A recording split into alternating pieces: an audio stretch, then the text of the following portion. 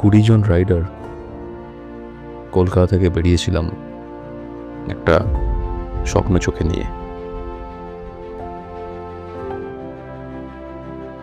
যেটা স্বপ্ন চোখে নিয়ে আমরা এতটা পথ অতিক্রম করে লাচেনে এসে পৌঁছেছিলাম।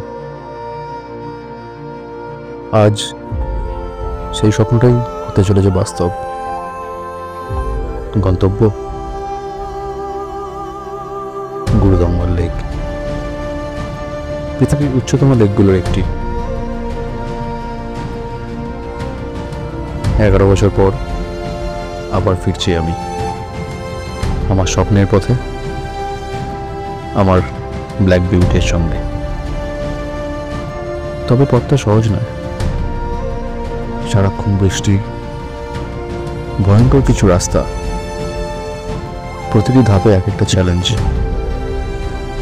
তবে সেগুলো পেরোলে তবেই তো পৌঁছাবো আমরা আমাদের গন্তব্যে।